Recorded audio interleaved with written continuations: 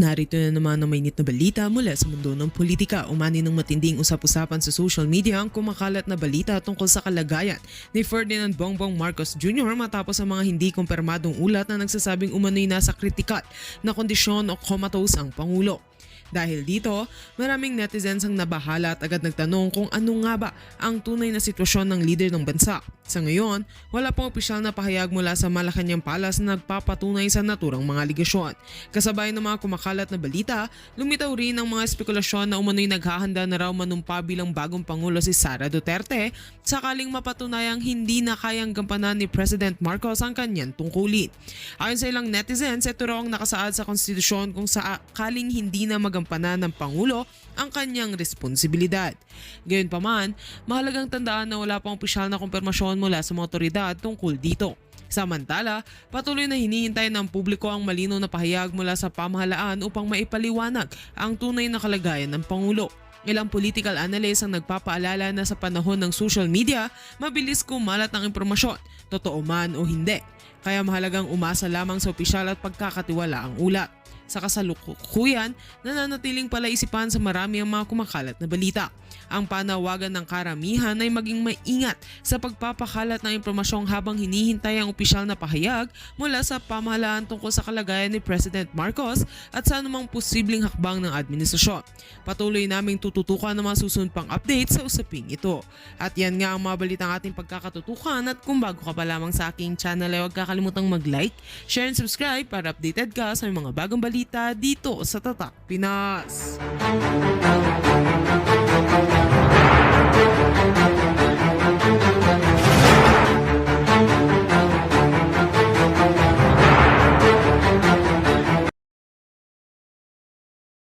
Diyan sa tabi, bigay mo na kay Sara, di ba?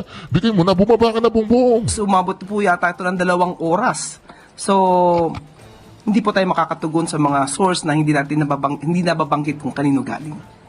Yung medical bulletin from the doctors themselves, po, hindi pa pwede mas makabubuti kung sila na mismo ang magbigay ng medical bulletin. Sa ating pagkakaalam po, pagka naglabas ng medical bulletin, dapat si serious illness. Kung sinabi ng Pangulo na hindi ito life-threatening, so ba't kailanganin po sa ngayon ang medical treatment? Hindi medical bulletin. Hindi serious yan. Hindi life-threatening yan. Sabihin na natin hindi life-threatening. Pero kung hindi na niya kayang gampanan, magdesisyon ng napakadelikadong desisyon. Maya-maya iba na yung takbo ng isip niyan. Sinabi niya, lusubin ang China. Mali yun. Di ba? Kailangan clear. Tignan mo ngayon si Ralph Recto. Si Ralph Recto mga ka-reaction. Siya yung nagpo-proxy. Di ba? Gusto yata maging presidente ni Ralph Recto na hindi tumatakbong presidente, ano? Samantalang kami naman po ay nagpo-provide sa inyo kung anong ang kalagayan ng kalusugan ng Pangulo. Anong pinoprovide mo? Yung personal na ano mo? Personal na opinion mo? Yung tingin mo, nakita mo si Bongbong, okay naman siya. Okay lang yan. Para sa akin, wala siyang nararamdaman masama. Nakita ko siya okay. Naglalaro ng aso, okay. Ngayon, tinakbo na naman sa ospital. Okay ba yun? Baka bumurumbo na naman yung kayo wetbox. It's too big. Do it for me, honey. Do it for me. Mas reliable po kasi pag doktor ang nagsalita. Tama! Mas reliable po siguro, Ay, napaya na naman si Claire mga ka-reaction. Sabi po nung media practitioner, mas reliable kung doktor ang magsalita. Ito po mga ka-reaction Hindi ko po i-interrupt dito si Claire. Tuloy-tuloy po nating i-run itong video na ito. Hindi po ako magko-comments para maunawaan po ninyo kung gaano po katagilid ang kanyang mga opinyon, ang kanyang mga binibitawang salita. Gaano po nakakatakot na meron pong tagapagsinungaling ang Malacanang na katulad ni Claire Castro. Hindi po siya masyadong marunong magsinungaling. Masyado po siyang bobo sa pagsisinungaling. Kasi nauhuli po si Claire sa kanyang bibig. Ito po mga ka-reaction. Pakinggan po niyo ang buong detalye na ito. Dito rin sa interview na ito, bumabagsak po patuloy ang grade natin patungkol po dito sa international financial standing natin mga ka-reaction. Ito mga ka-reaction, pakinggan po ninyo. Executive Secretary Ralph Recto mentioned na in-advise po ng doctors na magpahinga po muna si Pangulo for a week. Can you provide us po kung ano po yung specific improvements sa kalusugan ng Pangulo based on the notes of his medical team? Ngayon po, umaten po siya sa oath-taking po ni General Natartes Jr. Kaya masasabi po natin na gumaganda, umiigi, Ulit? umaayos po ang kalusugan ng Pangulo. Matapos po siyang ma-diagnose ng doktor patungkol sa diverticulitis. Wala Ulit? po ba siyang nami-mention kung nakakaramdam po ulit siya ng mga pain or any pananakit sa katawan? Sa akin, personally po, wala po. One last lang, ma'am. May kumalat din po kasi na message yesterday to some reporters saying the president's acute diverticulitis has deteriorated severely due to drug use. Nagkaroon Ulit? din ng cyst and showed clear sign of perforation, which could lead to a life-threatening complication if not addressed immediately. How true is this, ma'am? Anong source natin yan? I'm sorry. May mga, sa Viber lang po, ma'am, may mga naka-receive po sa iba sa amin from a unknown number. Kung unknown number yan, di unknown din ang source niyan. So kung unknown ang source niyan, so malamang gumagawa ng kwento yan. So huwag natin masyadong paniwalaan ng mga kumakalat sa social media nang walang hindi verified at walang ibang source. Last na lang, ma'am. Can we expect the president po na umattend ng mga activities outside the palace this week or next week? Sa ngayon po, hindi po natin masasabi. At ang sabi nga po ni E.S. Ralph Recto ay pinapa-relax muna ang ating Pangulo. Pero sabi po natin, umattend po siya ng activity ngayon, nakakapagkaroon po siya ng private meetings. So umiigi po ang kalusugan ng Pangulo. Thank you. Reminder lang po, one question and one follow-up. Ay ma'am, follow-up lang po sa health condition ni Pangulong Marcos. Yung kumalat po ay unknown source. Mayroon po akong source, doktor po ito sa St. Luke's. So siguro naman po ay credible ito. Although hindi ko siya pwedeng pangalanan for the obvious reason. Pero hindi po ba mas makabubuti kung magbigay na lamang po ng medical bulletin ang mga doktor ng presidente para malaman po ng taong bayan yung tunay niyang kalagayan, since nag-aalala po ang lahat para sa kanyang kondisyon dahil siya po yung ating ama ng bayan. Kung doktor po yan ng St. Luke, siya po ba ang doktor ng Pangulo? Hindi po tayo maaaring magbigay ng anumang opinyon kung hindi naman manggagaling mismo sa doktor ng Pangulo at hindi manggagaling sa Pangulo. Sinabi po ng Pangulo, hindi po life-threatening, nakaramdam po siya ng konting sakit, at yan naman po ay tinutugunan ng kanyang mga doktor. At ngayon po ay nakikita natin sa iba-ibang activities katulad po ng oath-taking sa harapan po mismo ni General Nactates, makikita at naka-attend pa po siya ng EDC. Halos umabot po yata ito ng 2 oras. So, hindi po tayo makakatugon sa mga source na hindi nababanggit kung kanino galing. Yung medical bulletin from the doctors themselves po, hindi pa pwede mas makabubuti kung sila na mismo ang magbigay ng medical bulletin? Sa ating pagkakaalam po, pagka naglabas ng medical bulletin, dapat si serious illness. Kung sinabi ng Pangulo na hindi ito life-threatening, so ba't kailanganin po sa ngayon ang medical treatment? Medical bulletin. Samantalang kami naman po ay nagpo-provide sa inyo kung anong ang kalagayan ng kalusugan ng Pangulo. Mas reliable po kasi pag doktor ang nagsalita, ma'am. Mas reliable po siguro mismo ang Pangulo nagsasabi kung ano pong kanya nararamdaman.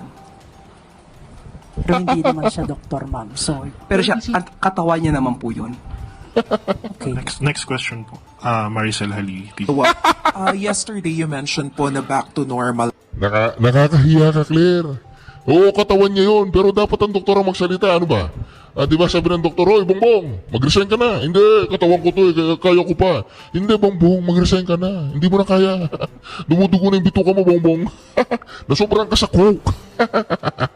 na yung activities ni PBBM, but it seems that he's still choosing which activities to attend.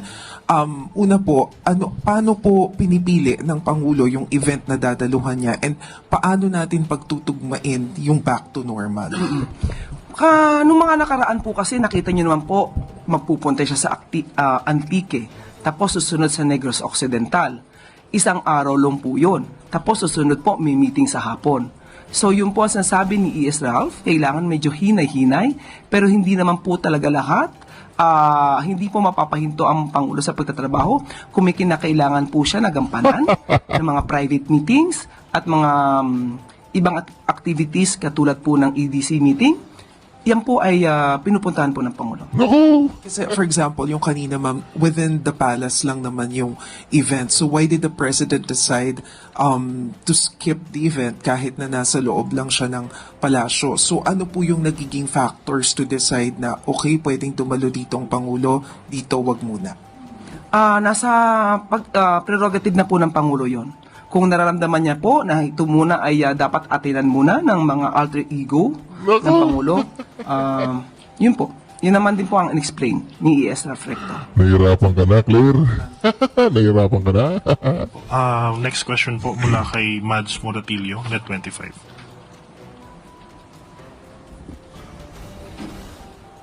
Hi, ma'am. Ma'am, kahapon nagkaroon ng meeting si Davao City Mayor Baste Duterte and Chinese Ambassador to the Philippines, Chin Kwan. Pwede pong mahingi yung reaksyon ng Malacanang given na may issue ngayon yung Chinese Embassy regarding sa issue ng West Philippine Sea na nagkaroon ng meeting yung anak ng former president. Ano pong reaksyon ng Malacanang dito? Nako po.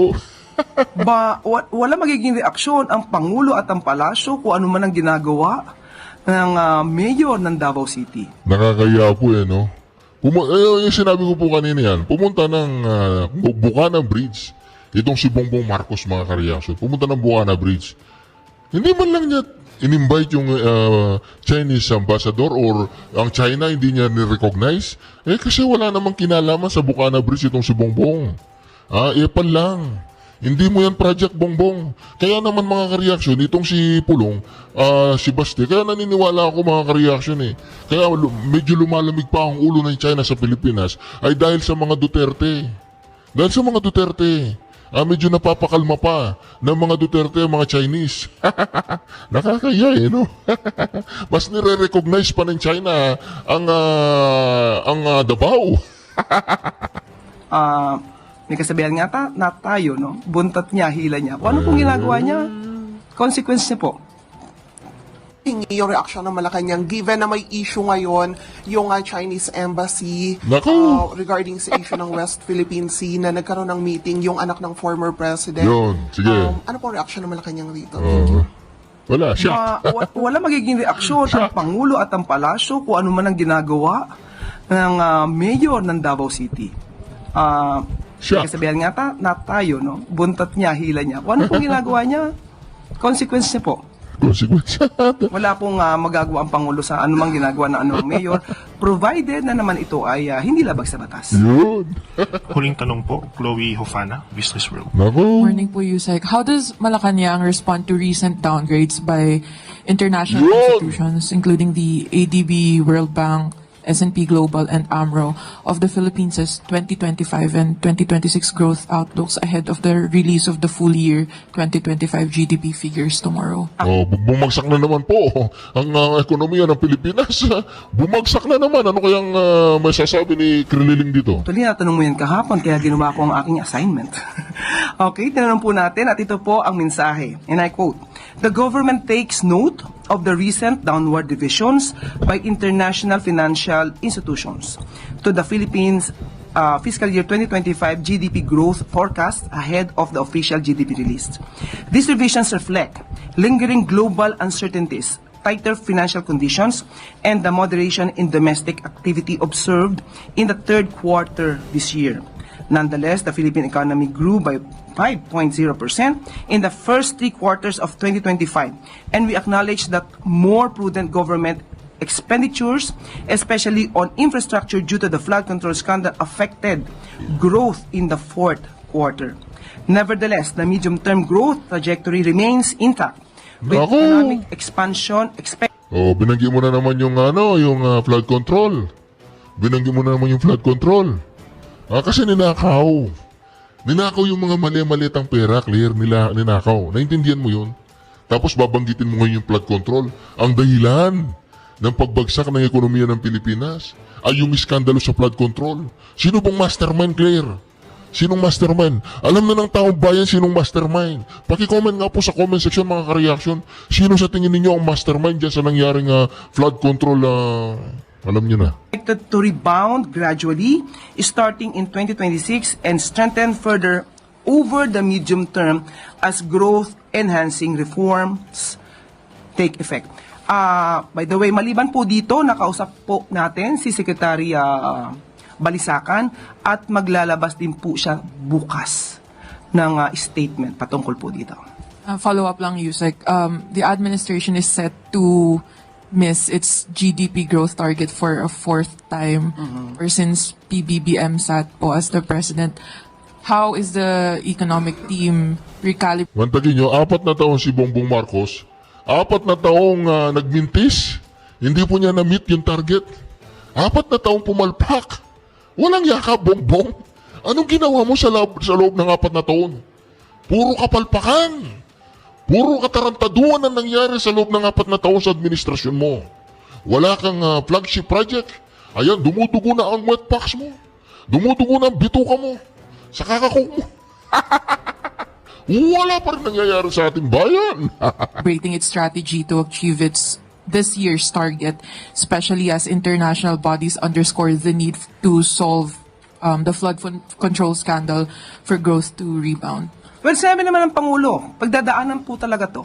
Dahil Ako? pinili po niya na magkaroon ng pag-iimbestiga patungkol po sa mga anomalyang flood control projects. Yan naman din po ang naging factor. Isa sa mga factor.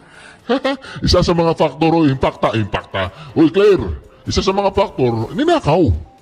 Ninakaw po lahat. Ninakaw ang flood control project fund, ang pondo. Ninakaw. Tapos, isisisiin mo ngayon yung flood control Na nakaapekto sa ating economic growth. At maliban po dyan, sunod-sunod ang paglindol, sunod-sunod ang pagbaha. Sunod-sunod ang paglindol, sunod-sunod ang pagbaha, sunod-sunod ang katangahan ninyo. At pag-ulan, or rather bagyo. Inasahan ito, at muli hindi niya pa rin pahihinto ang pag-iimbestiga tungkol sa mga anomalyang flood control project. Pero inutos po niya na mas pagandahin pa po ang ating plano para mas magkaroon ng maraming trabaho, mag-generate ng income, pati po ng mga turismo. Isa lamang po ito sa mga agenda po na gagawin ng ating mga ahensya ng gobyerno. Sorry, last na po, Yusek. So nakita na po ni Pangulo ang full year GDP report for tomorrow. For 2025, iyan po ang re-report bukas ni Secretary RC. Nakita niya na. Opo. Okay. Thank you, Yusek. Alam na ng taong bayan, alam na ng mga media, hindi pa alam ni Bongbong Marcos. I-report pa lang bukas. Mantagin niyo yan. Lagi siyang late. Lagi siyang tulog. Baka hindi na nga magigising. Ay, huling tanong po mula kay Sam Medinilla. Ma'am, itanong lang rin namin kung may naging reaction po ba si President doon sa yung nakita niya yung report regarding sa GDP. Ito po, aking babasahin. Yan din po ang tinanong nyo kahapon. Slowdown in growth last year and lower projected growth this year are the result of lingering geopolitical tensions and the impact of the flood control issue on disbursement and investment. Once the reforms on budgeting and disbursements and project monitoring initiated last year take ground, and with recent investor-friendly reforms and sound macroeconomic fundamentals, we could expect better GDP growth in the coming periods. Pero ang detalye po nito, muli, ipapalabas po bukas po ni Secretary RC Balisacan. Pero Ako, bukas pa. Alam ng taong bayan, bukas pa. yung position po ni Pangulo, was he satisfied with the explanation from the economic team? Or meron po ba siyang parang binigay na instruction for the economic team to improve its parang mga programs para ma-improve pa po yung GDP? Ito po ang sagot naman, Secretary Go. Gusto ng Pangulo ay dumami ang investments para magkaroon ng maraming quality jobs and higher employment to reduce poverty. Inflation is well controlled at pinapaalala ng Pangulo na bantayan ng gobyerno para po it will remain low. Yan po ay ayon po kay Secretary Frederick Go. Pero yun nga po, muli nating uulitin. At dahil nga dito sa maraming naging ingay na dala ng pag-iimbestiga ng maanumalyang flood control project, talaga po nakaapekto sa ekonomiya. Pero wala pong magagawa kung hindi talaga pong linisin ang ating bansa mula sa korupsyon at kailangan magpaimbestiga para mapanagot ang mga sangkot. Dahil kung hindi ngayon, Kailan? Kundi ang Pangulong Marcos Jr., sino? Yun na po ang huling tanong. Parang kanta yun ah. Maraming salamat. Parang kanta yun ah. Karagdagang 47 vendor kiosk sa Pasig River Esplanade Biglang napunta sa mga vendor kiosk, ano? Ang usapan, Claire, kumusta na si Bongbong? Ang usapan, Claire, nasaan si Bongbong? Ngayon, dinala mo na naman dyan sa mga vendor, mga kareaksyon. Lilinawin po natin, mga kareaksyon, ha? Lilinawin po natin. Ang pinag-uusapan po natin dito, mga kareaksyon, unang-una, si Bongbong Marcos pa po ba ang nagpapatakbo sa ating bayan? Unang katanungan po yan, mga kareaksyon. Si Bongbong Marcos pa po ba ang nagpapatakbo sa ating bayan? Pangalawa, kung hindi si Bongbong Marcos, sino? Yan. Pangatlo, mga kareaksyon, alam pa ba niya ang nangyayari sa Pilipinas? Alam ba niya na patuloy na bumabagsak at dinadowngrade ang ekonomiya natin ng ibang bansa, ng mga institusyon, financial institution, ng international financial institution. Patuloy po nilang dinadowngrade ang ating ekonomiya. Ngayon, mga kareaksyon, itong si Claire Castro, lahat ng report niya, pansariling opinion niya, binabayaran natin siya, pinapasahod natin itong babaitang ito, mga kareaksyon, para lamang sabihin niya ang kanyang personal na opinion. Ano yan? Vlog? Vlog niya yan? Mga kareaksyon, mag-comment po kayo sa comment section.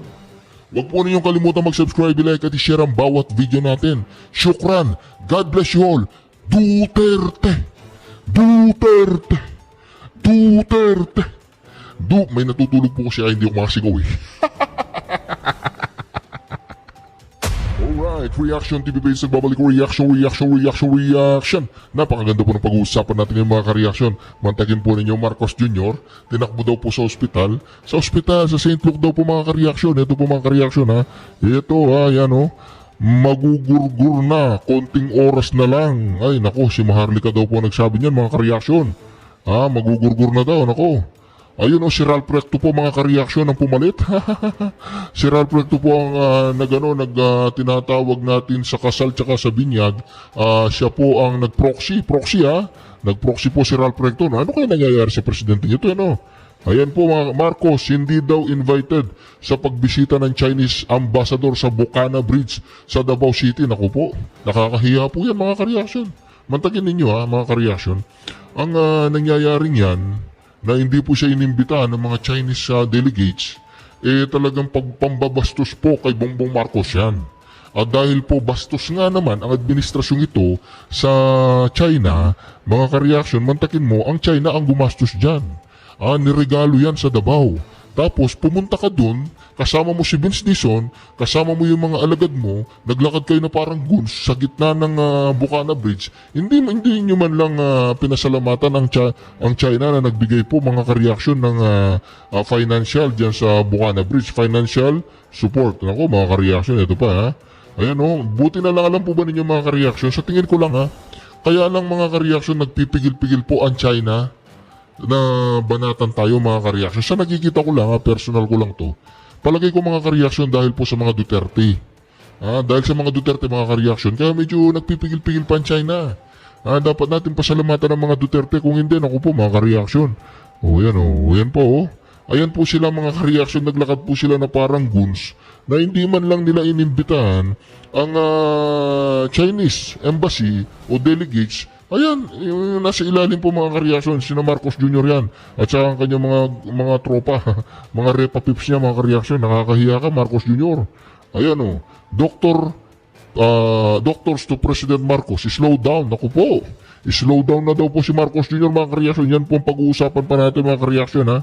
Ito pa yan, tignan po nyo ito, mga ka-reaction. Ayun, Chinese official iginiit na handa silang isarado ang Chinese embassy sa Pilipinas.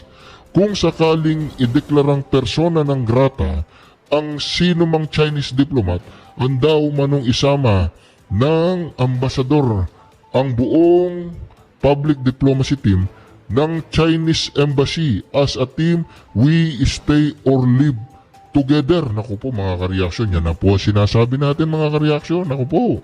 Kaya ito mga kareaksyon. Marami po talaga mga kareaksyon ng nagsasabi na itong si Marcos Jr. ay hindi po maganda ang kanyang nararamdaman. Ito po pakinggan po natin to. Sir, anong name ng dog? Ang gulo mo. Ang pangalan nito si Oreo. Bakit Oreo, sir? Kasi nung tuta pa ito, bilog na bilog itong itim doon sa mata niya. So, nung nag-iisip yung mga anak ko kung ano yung gagawin pangalan, sinabi mo kang may Oreo sa mata niya. Kaya Oreo ang naging pangalan. Anyway, sir, nandito na ako. Gusto ko na rin po ang kamustahin. Kamusta na po kayo ngayon? Okay na. Ang giling ng mga doktor ko. Binigyan lang ako ng mga gamot. Tsaka patuloy pa rin yung aking antibiotics. Pero okay na ako. In fact, nakapag-EDC meeting na kami nung Lunes with most of the cabinet. So I'm back in